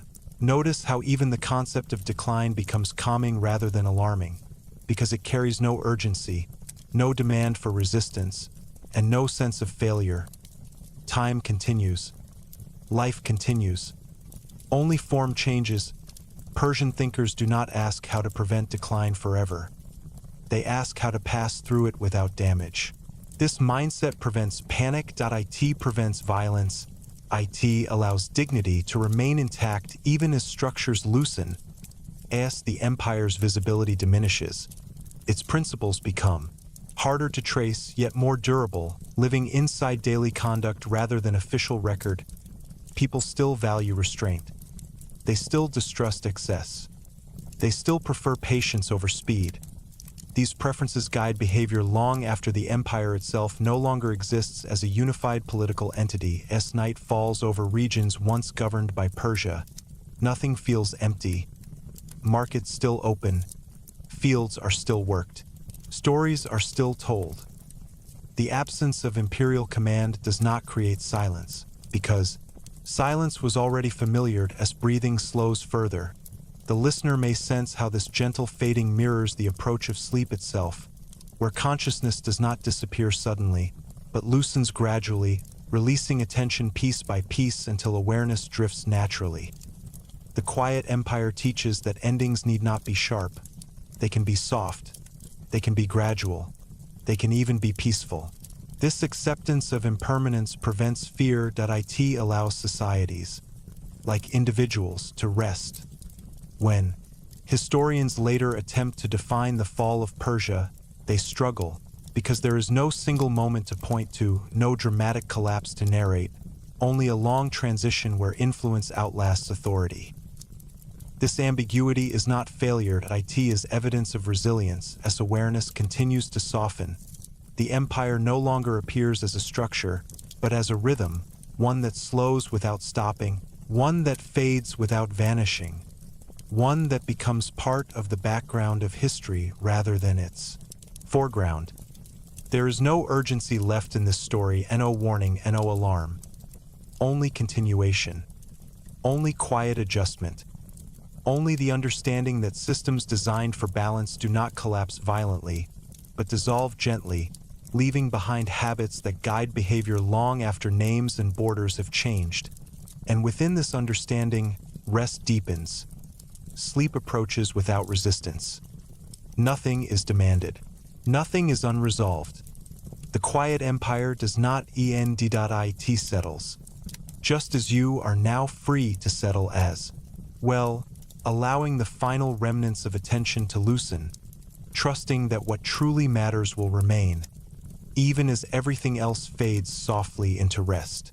In the Persian view of the world, interaction with what lies beyond familiar borders is never framed as a struggle for dominance, never imagined as a contest that must produce winners and losers, and never pursued with the urgency to reshape others in one's own image, but instead understood as a slow and careful exchange in which influence moves quietly, often unnoticed, settling gradually into distant lands without resistance precisely because it does not announce itself. Persia does not rush. Outward.it does not demand imitation. It does not insist on transformation. It waits. And in waiting, it allows others to approach willingly. As you listen, imagine distant regions connected not by conquest alone, but by roads, customs, shared rhythms of trade, and administrative habits that spread gently, like water seeping into dry ground, never forcing its way, but reshaping the landscape over time through simple presence. Persian influence does not arrive shouting. It arrives organized. It arrives predictable. It arrives calm. Merchants carry not only goods, but expectations of fairness, measured exchange, and quiet reliability. Administrators bring with them not spectacle, but systems, ways of recording, accounting, resolving disputes, and maintaining balance without constant oversight. These systems are adopted not because they are imposed, but because they work. As part 1 settles into this outward-facing stillness, the empire appears less like an expanding force and more like a reference point, a standard against which others quietly measure stability. Part 2 deepens this idea by revealing how Persia remains present even where its authority fades. Local rulers borrow Persian methods selectively, adapting them to their own cultures without erasing difference. This flexibility allows Persian influence to survive fragmentation. It does not depend on uniformity. It depends on usefulness. Language absorbs Persian terms related to governance and order. Architecture reflects Persian preferences for balance, symmetry, and calm space. Legal customs echo Persian emphasis on precedent rather than impulse. None of this requires allegiance. None of it demands loyalty. It simply persists. As you rest with this image, notice how influence without control creates no tension, no resistance, no urgency, allowing the narrative itself to remain smooth, continuous, and undisturbed. Persia never insists on being remembered. It allows others to forget the source while retaining the method. This is why its presence becomes difficult to trace yet impossible to erase as centuries pass. Outside cultures begin to resemble Persia not in appearance, but in behavior, adopting restraint where chaos once ruled, patience where impulse dominated, and continuity where fragmentation threatens stability. This diffusion feels natural, unforced, almost invisible. Even conflict at the borders follows this pattern. Persia negotiates longer than others expect. It delays response beyond what seems reasonable.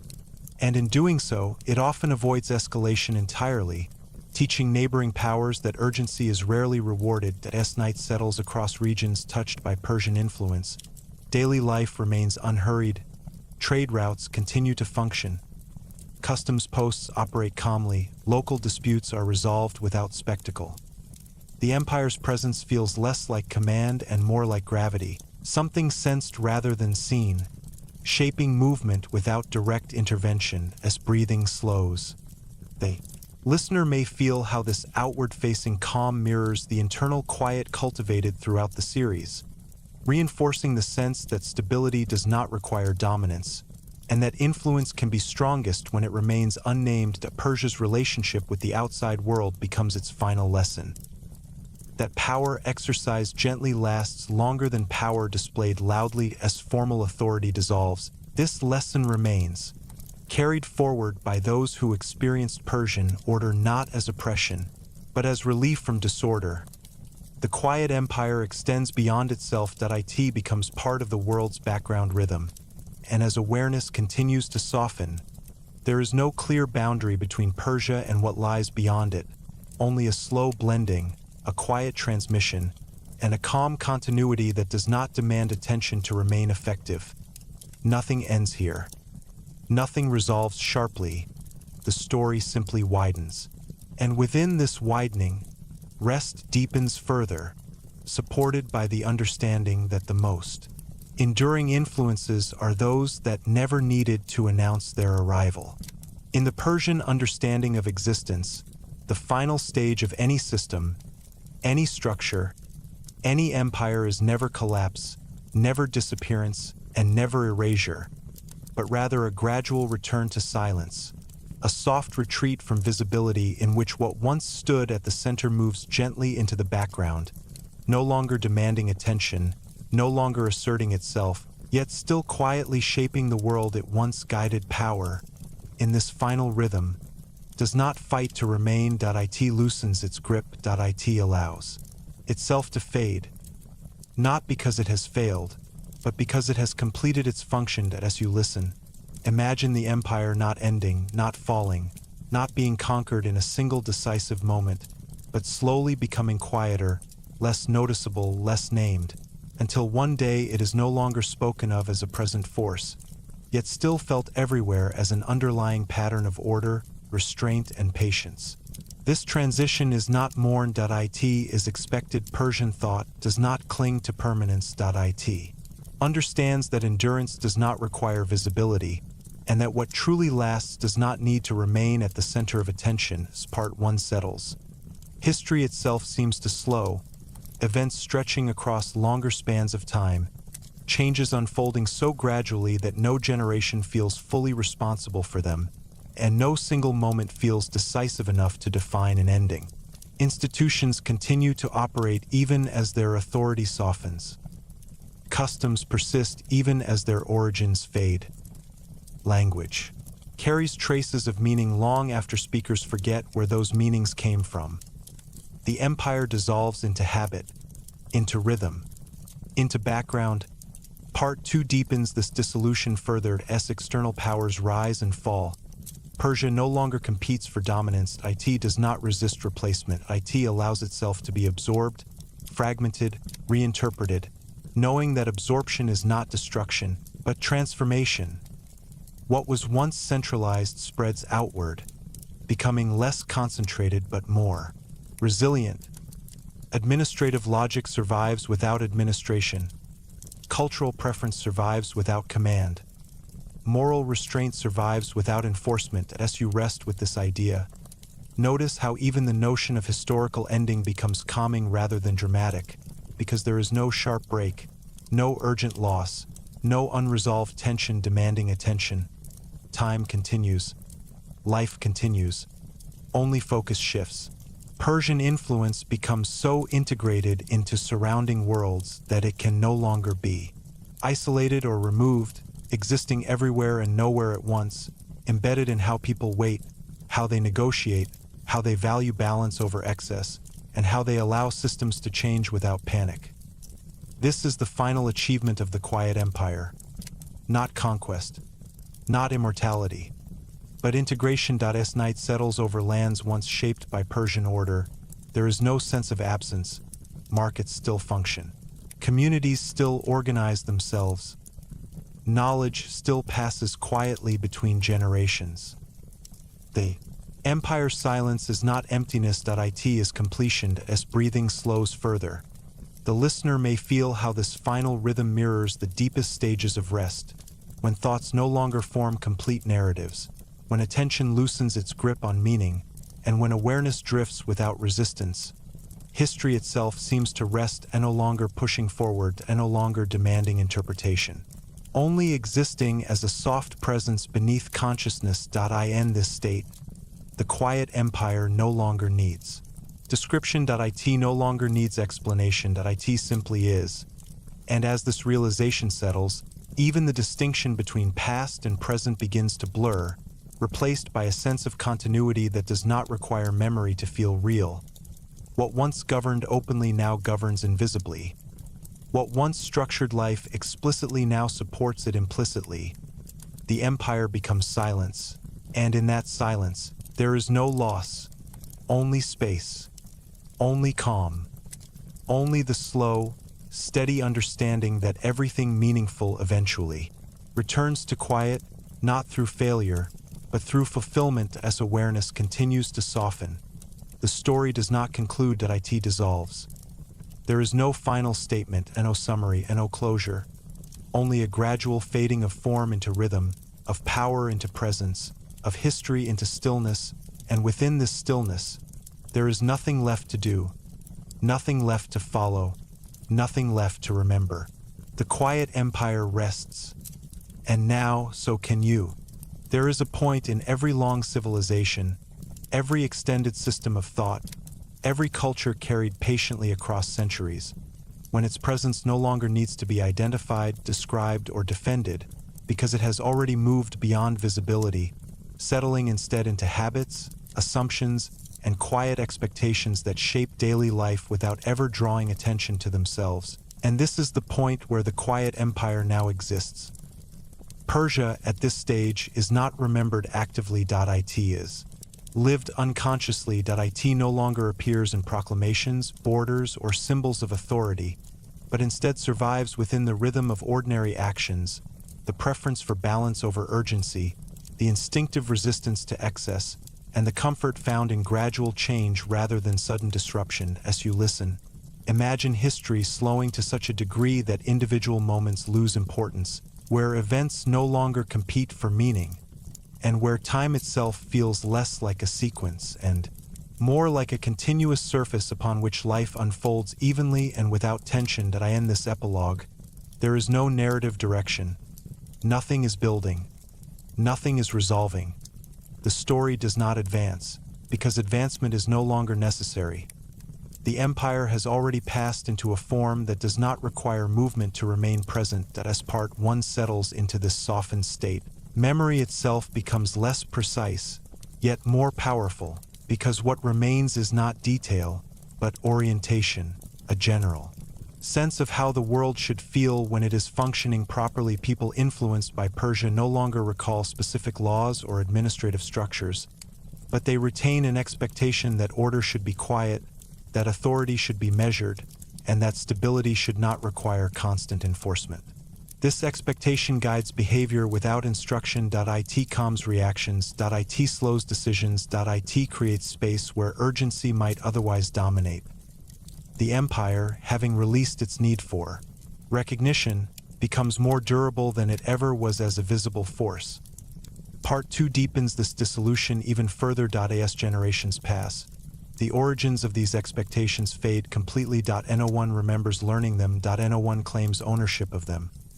They are simply assumed. Communities organize themselves with minimal friction.